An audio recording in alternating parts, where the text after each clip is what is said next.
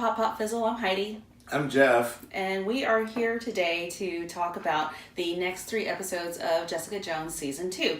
And those are episodes 4, 5, and 6. And like all the other episodes, they have AKA titles. Mm-hmm. So AKA God Help the Hobo, I think, is the Fourth episode 4. Yeah. AKA The Octopus, and then AKA FaceTime. So after we did our last discussion, we realized we should probably take notes during these, just so we don't forget stuff. And I can only imagine that we actually have not compared notes, literally have not compared notes. But I can only imagine that my notes are very different from Jeff's. But I think we're heading in and we're pretty excited to discuss these. And I think we'll probably have a little more detail this time. But I'll also, if there's something that you brought up and have covered it, I'll skip. If I have the same note, I'll skip it. There's no reason to double up on that stuff. But yeah, I think that first video, we were still feeling a little more sickly than we are today. We still have coughs. We were still fighting the coughs and the congestion. But I think we just kind of sat down and enjoyed the first 3 episodes and then decided we'd do the video. And then afterwards we were like, we probably could have been a little more concise if we had taken notes and that sort of thing. Okay. So that's how we'll do this. So first we're going to look at episode 4, a.k.a. God Help the Hobo. God Help the Hobo. And right off the bat, Jessica was talking about the heat, and I was just really... Sometimes I get nitpicky about things, and so one of the things that I noted is that she went ahead and put her leather jacket back on, even though she was complaining about the heat. And I'm like, come on, I lived in New York and I know how disgustingly humid it can be. No leather jacket survives that. It's her costume. It's her costume, but still. Anyway. The notion of her in anger management in and of itself I thought was funny. Yeah. She's somebody, I had forgotten, that, just probably because I've been sick and taking a lot of cold medicine, but when the episode started and she was there listening to all the people, I was like, is she in AA? No. I had forgotten that they had assigned her anger management. No. And so then when I realized it was anger management, I was like, oh yeah, that's right. This is not going to go well. No, I definitely imagined either a hole in the wall or in someone, so I was right on one count. Anyway. And then we had some of the kind of a follow-up from the episode previous to that, which was Malcolm and Trish and sort of the whole paparazzi angle with the paparazzi wanting to be all over Trish, or Patsy, as I guess the paparazzi know her. Now, if you're a fan of the comics, you know that Patsy Walker is the character Hellcat. We haven't seen her manifest any sort of superhero or mystical totems or anything like that in this series, but they have sort of given us this past of her as a child actress and what all that entailed, so we dig into a little bit of that, but the notion of the paparazzi following her and what a drag that would be is pretty clear, and also sort of the effect that would have on somebody like Jessica, who tries to stay pretty private as much as possible, right? And her sicking the press on Exactly. Trish to keep her occupied. But, going along with the idea of Trish having some powers, we noticed that she went ahead and picked up a little trinket along the way. Right. That inhaler. And my particular note here says Trish plus inhaler equals idiot.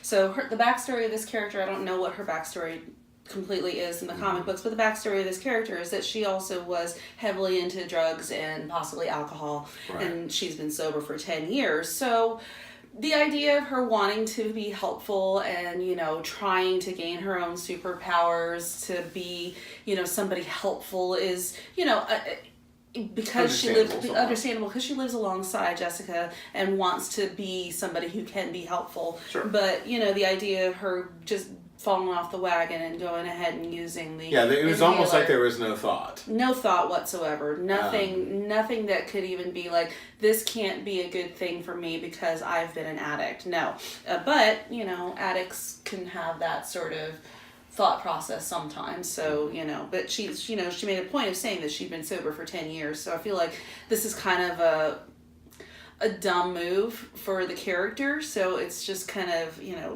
feeling like there's something being dropped on her account there. And while we're on the topic of Trish, we get to see when she does sort of without hesitation partake of that inhaler, there's an instant change in her as far as attitude. She's very unhinged. Even when things are okay and settled, she's pacing. She's moving. She's looking at angles and kind of looking at people askance. Driving funny and whatever. Yeah. So it's a very different sort of take on her. We're seeing what she may have been like more when she was an addict. We got to deal with a little more of Max Tatum, which was the director or whatever that she had some history with, his pervy past, which I think was sort of a nicely played element in this season because of Me Too and because of everything that's happening in the real world. A nice parallel there. We can imagine that those sort of things have happened. We know that they have happened, but also to imagine that they may have happened to somebody like Trish when she was young and vulnerable. It really also, all of that stuff sort of coming out makes me dislike her mother even more than I already did. Yeah. Which I wasn't sure was possible. Yeah. We deal a little bit more in this. Excuse me. Yeah, we deal a little bit more in this episode with Jerry Hogarth and her ALS, which we found that was the diagnosis, and then we also found sort of this back and forth between her and the other PI that she was trying to use to get Jessica on board early on. Yep. That now he sort of has his own agenda, and how that is going to work, we'll see that play out over the next couple of episodes. Right. But that sort of thing with Price and with Jerry, and then also I'm curious. Go ahead. no, I was gonna say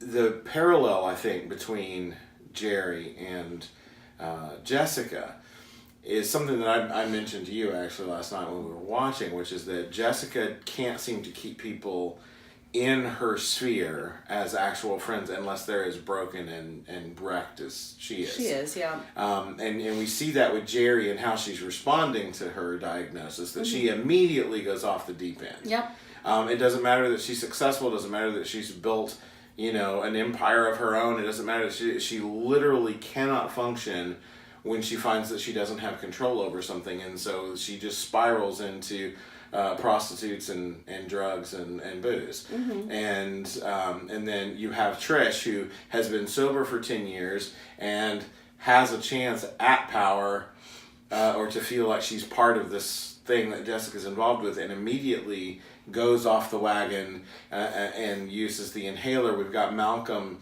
running around and having lots of anonymous sex with people. Yeah, while he's trying to clean his life up, and he's still making those sorts of mistakes. Lots of it just seems like the people that she keeps in her circle are people that are just as screwed up as she is. Probably because anybody that wasn't that screwed up would make her feel terrible. Probably. And she feels terrible enough already. Exactly, and so she can at least be in the company of others who are just as terrible. I know you had a couple of pet peeves in this episode. Oh yeah, Do you wanna bring those up? so Jessica and Trish go into like some abandoned bank or warehouse or whatever it was where they were looking for Inez Green, however you want to pronounce it. Clicky heels.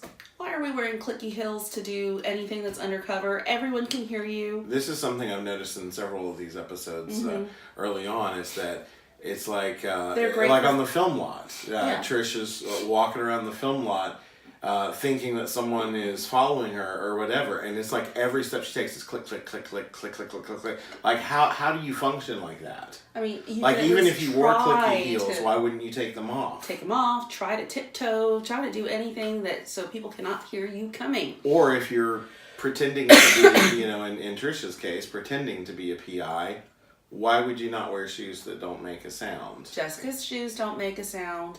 Well, they did in that scene that you're talking that scene, about. Yes, they did. They were a little more clicky. Lots of clicky heels. Her normal combat boots don't make much noise. And then the other one that you and I both made note of, I'll let you talk about it more, but the other one was that Trish drops her purse constantly. Oh my gosh. So we've watched 6 episodes, and in 3 out of the 6, so one half of the episodes we've seen, Trish just drops her purse to the floor. What? Why? What? I don't even understand how it's just not easy enough to just throw it over your shoulder and keep doing what you're doing. Why are we... dropping it to the floor. I don't understand this. Well, and in the case of the film set, she never went back for it. No, so when Jess got there, she assumed something terrible had happened. Because there was a purse on the floor. Nobody leaves their purse on the floor. Nobody does this. So she did it on the film set. She did it when they're hunting for Inez. Mm-hmm. And then she did it again in the 6th episode. Yeah, or Trish. Yeah, purse drop. Yeah. So several times in these first handful of episodes that happens, and that's a little bit hard to believe. This particular episode, God Help the Hobo, ended with, which, by the way, I like the fact that all of the episode titles have made sense to me. So that's good. Yes. So that's not always the case with shows. But God Help the Hobo definitely made sense. And the episode ended with our mystery woman committing another murder and Jessica being arrested for it. Mm-hmm. So once again, Jess finds herself on the wrong side of the handcuffs. Whoops. And finds herself facing charges for a murder, or potentially charges for murder that she didn't commit.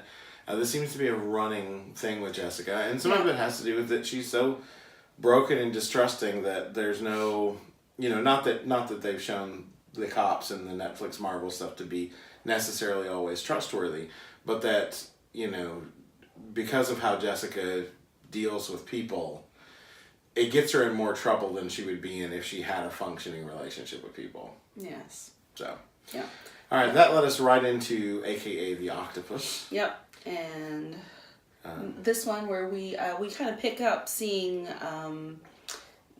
so at the end of the other one, the person who was clearing out Jessica's apartment / office was killed by our mystery woman, and we find her burning all of the evidence of IGH and everything else. And it was interesting, that we've come back to that burning pit a couple of times, and it's just interesting that that's kind of how everything is just kind of gotten rid of to this one. And by this point, the last name that we've known the mystery person by was Hansen, Dr. Hansen or whatever. Which is incorrect. But we don't have a name for her. The series hasn't given us a name. But she had very Hulk-like vibes to me. Mm-hmm. We get to see that her, she can be controlled, but she's holding in a lot of it, a lot of rage, and so maybe things, maybe some of these murders that we've seen haven't been necessarily premeditated so much as rage-induced or protective or whatever, we don't know.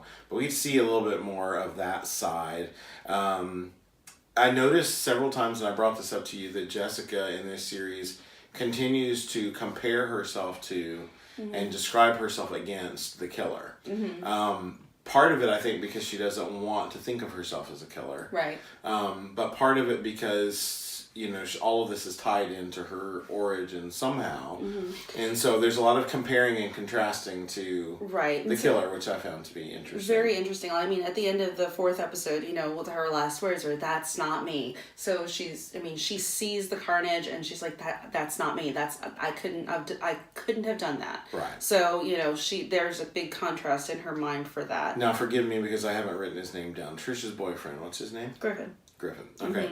So in episode 4, we saw him looking a little shady, but we know that he wasn't shady because Jessica even checked into him. So So we were like, what's going on with that? Right, and we saw him checking her computer. Is basically what we saw. Trisha's computer, I should say. Yeah. So I wondered if Trisha's boyfriend was working for her mom, because we've got him talking on the phone a couple of times. So I wasn't sure what all that is, and honestly, 6 episodes in, I'm still not sure what it is. There is a surface explanation that I could buy, which paints him as not being necessarily villainous. Well, Jessica looked into him, so she's not super PI, but I think she's pretty thorough. And if this guy is going to be dating her best friend, I think she would want to make sure he checks out. So I would lay on the side of he's probably okay. Right. Now so I still have some questions about him, but we'll see. His arc, it's possible that his arc is over with, but excuse me. I wrote down here, and I think this is my favorite bit of the episode, was that it was nice to see Jessica get recognition from the police officer in the precinct about taking down Kilgrave, because Kilgrave did some horrible things in that police department. Yes. While he was living, and so to have among all the suspicion that all the cops have for these powered people that have shown up on the scene and are, causing chaos in the city, to have someone who remembers who Jessica is and what she's done, no matter what other chaos is going on with her. You took down the guy that made me hold a gun to my own head, and I thought of my family and my life and all this stuff flashed before my eyes, and you're the one that put an end to that nightmare for me. So I wrote. So I'm believing you. Yeah, I wrote Detective Costa is cool. Yeah, there you go. Same difference. But he's probably going to be. I'm hoping he'll be a friend on the force for her. Yeah, because I think that's helpful story-wise to have somebody that you can go to. Yeah. My other highlight of this episode, and of several episodes actually, is the friendship between Jessica and Malcolm. Not that Jessica makes friends well, or that she treats Malcolm with any sort of respect, but you can see it growing, that she... they have this running gag that she's firing him all the time. Every day. He always comes back. And in this episode, she said, "Tell them you're my associate," which you could tell meant the world to him. He even puffed up a little bit. He was really proud of himself. And she's like, "Don't let it go to your head," or whatever. So we have this nice, playful friendship. She does care about him. She just doesn't know how to say that in any kind of real way. And so it comes out in stuff like that. He kind of stood up for himself when they were at the elevator. I can't remember if it was in this episode or the one before it, but he stood up for himself and said, I want 25% of the cases that come in. I was taking bets in my head whether or not she was going to downgrade that to 10 or 15, and I was pretty surprised with 20. She did 20, yeah. So in this episode we get the associate moment, which also is a sign of respect from her. So very cool, all of that. Yeah. I am still wondering what is going on with Malcolm in general. So over the course of these episodes, we've seen little bits of Malcolm's past. We see him. He's making amends. As part of his AA. Yeah, but we also see him kind of, he's said several times, he can't just have nothing to do. So I guess his outlet, it might be all these different women that have been visiting him. But we've heard little tidbits, about his father. We don't know who he is. Right. We've heard, you're the first one in your family who went to this college. So it was bits and pieces of bits and pieces. So it's kind of, my interest is piqued. Obviously, he's a supporting character, but it's nice to see that they're rounding him out and making him a real person with a real past, not just some addict that Jessica picked up along the way. So it's interesting. And in this episode, I'm tongue tied. In this episode, we get Jessica going to the asylum to meet Dave Kavecki, who is presumably the person who killed Luann, and Dave is the one that turns her on to Dr. Carl, or the octopus, basically, with this episode. There's a connection there between what he learned about the octopus from Dr. Carl and how all that comes out. But I thought it was interesting that I felt like Jessica, in spite of herself, showed a lot of compassion for Dave, because clearly he was not mentally all there. And the fact that instead of just being her usual self, there was some grace there, I felt like. Yeah. And she treated him fairly gently.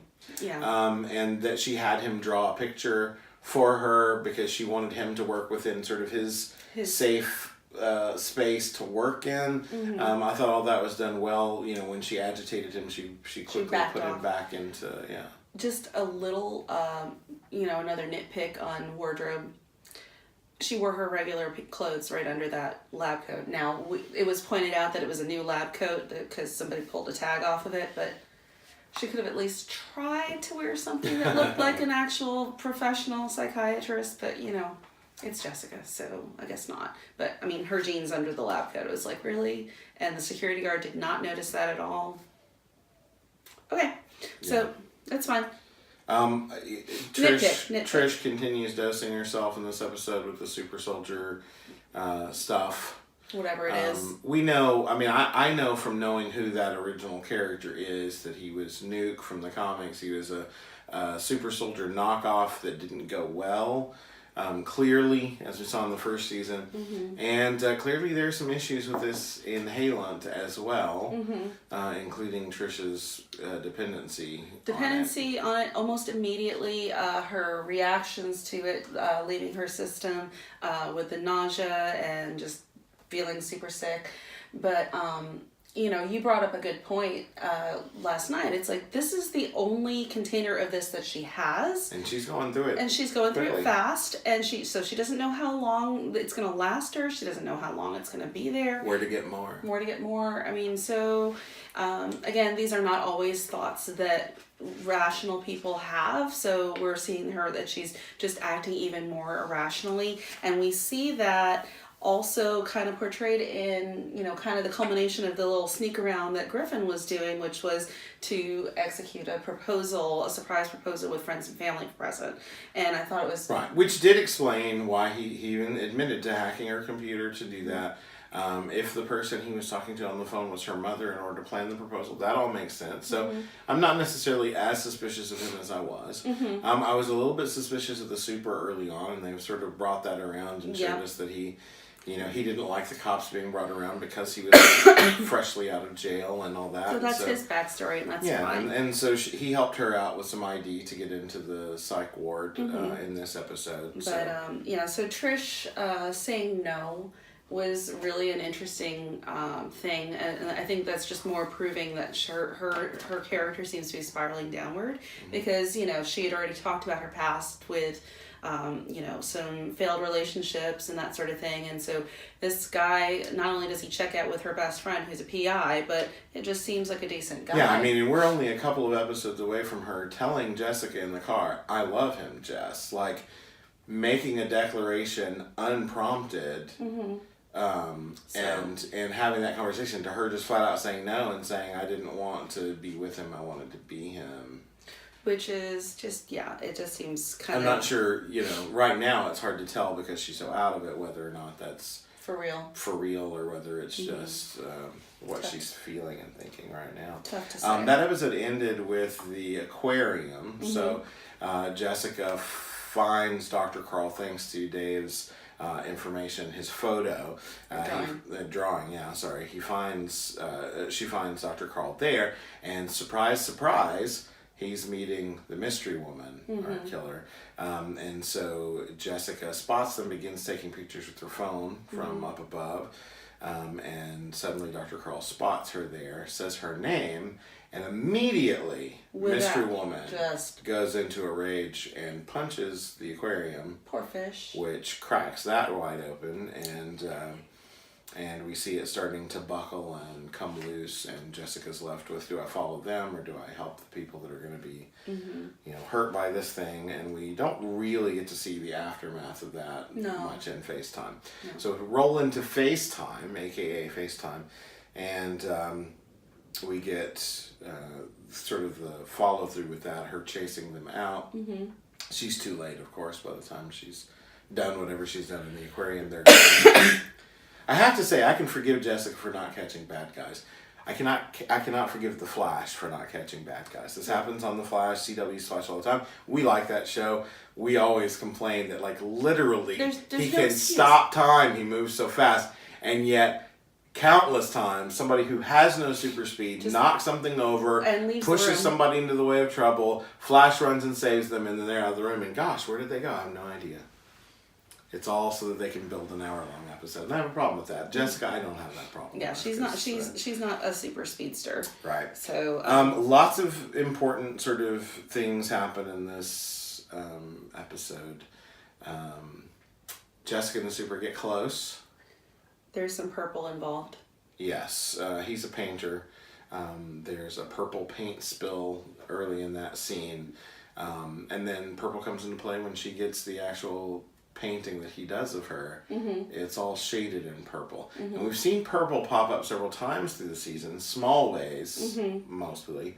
But still, it's prompted a lot of questions. I'm not sure if we want to talk about theories or if we want to save that for later. But... I think we can spare a few moments for theories. Okay, so we'll do that at the end of the video then. So she and the super get closer for sure. I'll just put it that way.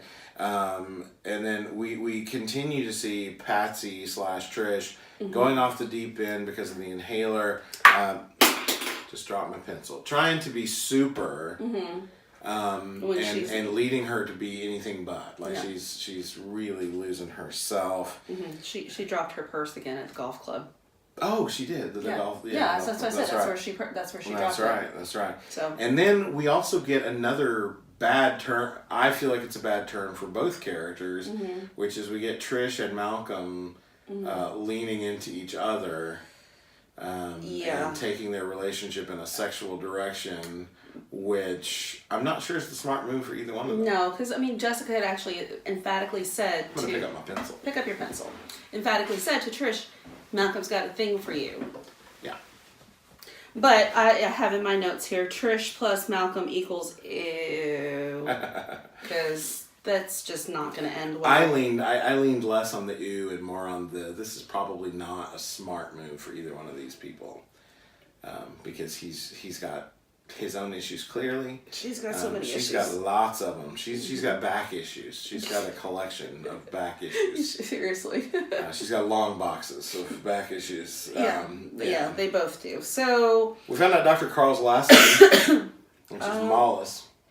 So they're fighting the same demon. So Jessica's fighting the same demon as the Legends. That would be interesting, but no, probably not. Probably not. Different companies. And actually, that's a crossover I do not need. Yeah. Legends is fun, but it's very cheesy, and it doesn't. Jessica's definitely doesn't belong in Jessica's world. Yeah. Anyway, but it was just still kind of funny. But again, we see.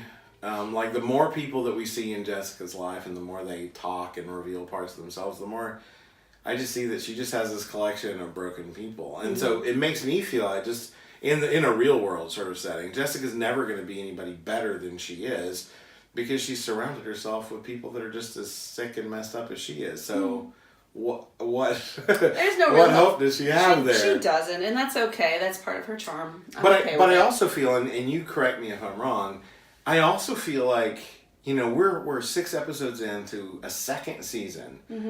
But I feel like we're way into Jessica's life, and I feel like something about the way Defenders was handled. I feel like we had another season of Jessica Jones. Yeah, definitely. It was really nice to see. We didn't do a video for Defenders because we weren't doing that at the time, but it was really nice to see kind of where each of those heroes were, and we got stuff about them during Defenders, so it was nice. So it was almost like we got little mini seasons of each of them while they were all acting together. Yeah, and they were handled in such a way that Jessica Jones's parts of Defenders felt very much like her show, and Luke Cage's parts felt very much like Luke Cage's show, and they did such a great job of keeping that flavor going that I feel like we've had more time with Jessica than what we've actually had. Right. So when I think back to stuff that happened last season, technically it was only 7 episodes ago or 8 episodes ago, but it seems like forever ago. Yeah.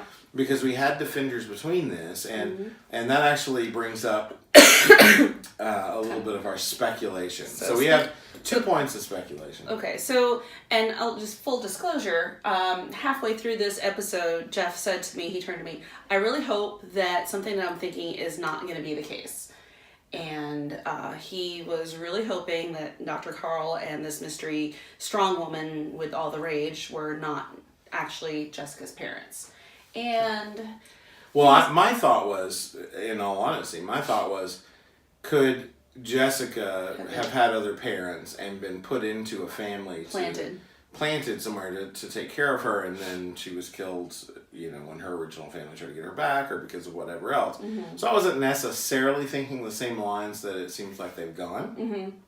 Again, this is a spoiler discussion. It's labeled as such, so if you haven't watched the episode, please do. You should have. You should have before you listen to us.